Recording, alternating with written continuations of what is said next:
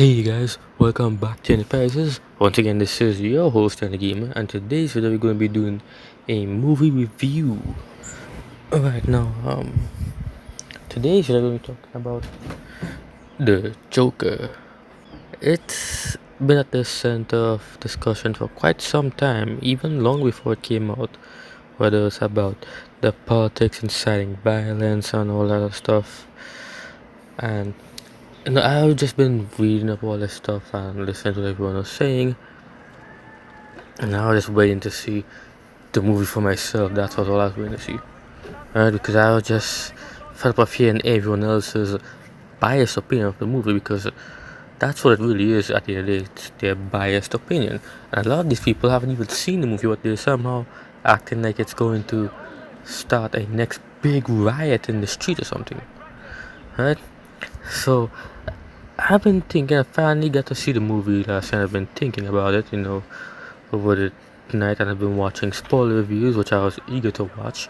Finally, get to listen to a lot of other people's raw, real take on the movie, right?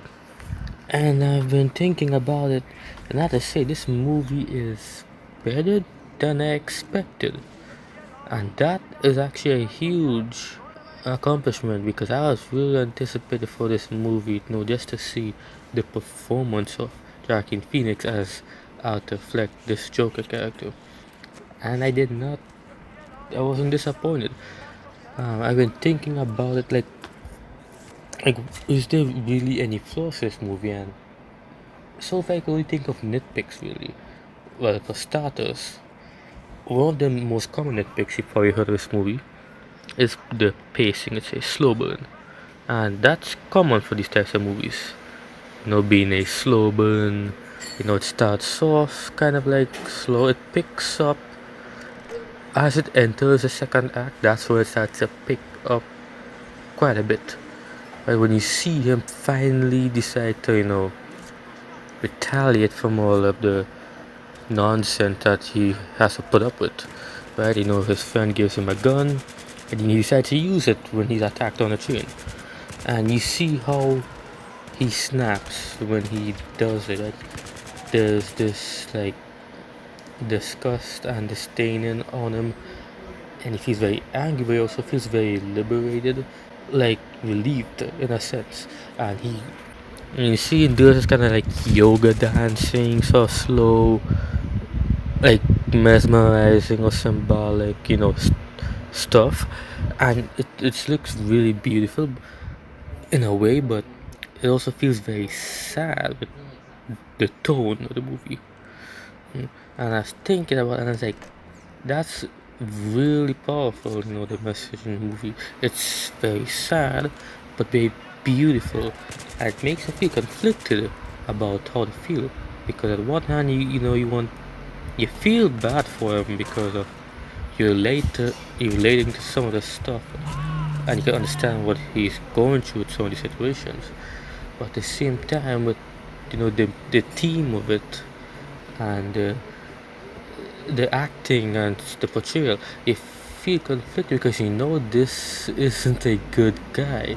He starts to get worse than this.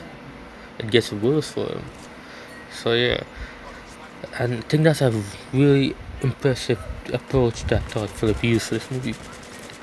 Another big thing I want to talk about is going down to the second, third half of the movie, and that is when he actually starts to dwell into becoming Joker. This is where it gets really crazy. He starts to like make makeup stuff in his head, talks to himself, those kind of stuff. And the movie does this kind of weird direction where it implies that there's a relationship connection between him and Thomas Wayne, because apparently his mom worked on the Wayne's business back in the day.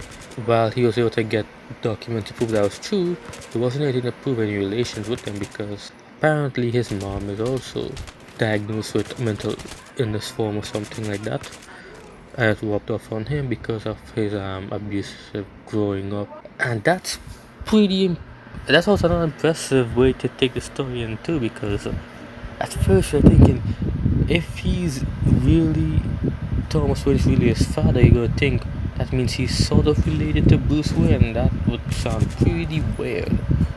Although there's plenty of stuff that you can look at in the movie that says otherwise.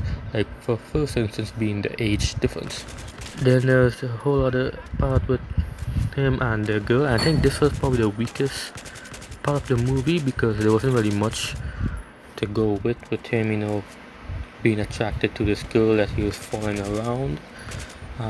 This one really fucked with you when you looked at it because at first you get this sort of like setup that they start interacting in the elevator, they're seeing each other, then they become friends, and right after he kills her and the person in the subway, he goes straight to her and he makes it her, and you're thinking, damn, look like he's finally getting through something. This is where the craziness settles.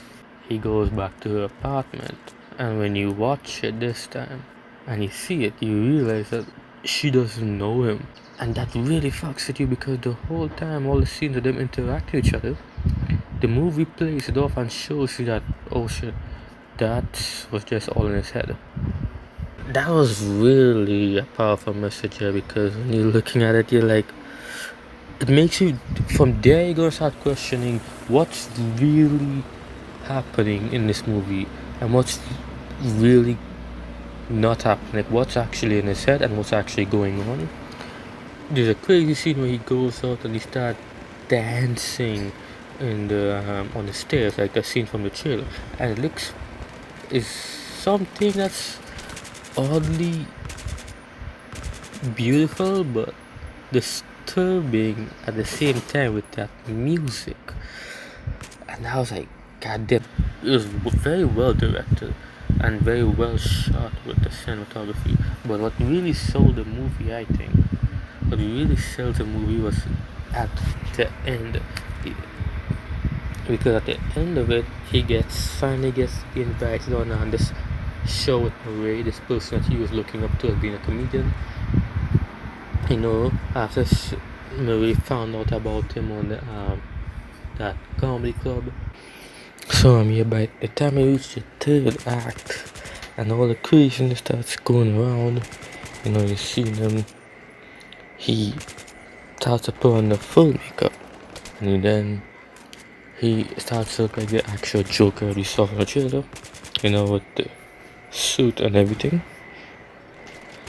And from that moment you realize there's no turning back. This isn't Arthur Fleck anymore, this is the Joker. Now unfortunately the bad thing about this is with this there's only so much that happens, and like next 10-15 minutes so it kinda like comes to an end. But it was pretty good while it lasted. He shows up on the show, he's talking to Marie, he starts to go crazy and all that stuff. He blows his head off because he's had all this stuff he's talking about. And that was really funny part about the knock knock and the bang with the gun bit that he was doing. He was practicing it in his room, and that whole time you're thinking yourself, if he actually does this on the show, on the interview, is he actually going to actually oof himself? Like, is that what that's what the movie's foreshadowing? But he doesn't. They did that in a very funny way, but he ends up killing Marie, and the one he says, you get what you fucking deserve. And then he goes on to the camera and starts ranting. Now this is what I really liked about the film. As everybody starts panicking, they cut it up, and then you see the technical difficulty and it zooms out. You see all these other screens, monitors showing this different stuff. At that point I legit thought the movie was about to end, and they're showing you him driving in the ambulance, crashing into the police car. He comes up, he's standing up there in front of all the chaos that all this sort of chaotic stuff that he has brought about, has motivated from all these people, and he just says, it's beautiful. Now this is actually a very solid way the movie ends, except it doesn't end there. Yeah, it's pretty funny.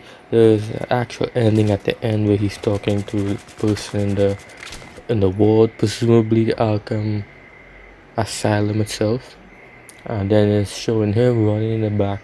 As his camera zooms out, him running in the back, and these people chasing behind him, probably the caretakers. And then the movie ends. And I have to say, the whole thing is done very well. This is what a real DC comic book movie is about when it's not edited, taken down by the studio. I mean, I'm sure they probably did some sort of like, cuts on the editing room, because there were some scenes in the trailer that did not make it in the movie. That I really hate when that happens, but that's pretty much common with a lot of movies now. So there's nothing I can do about it. But what I will admire is that this is definitely a director-driven film. It's not something that the studio interfered with like past DC films. So that's one of the strongest things about this that I like. Thinking about it after watching the movie, and letting it settle down.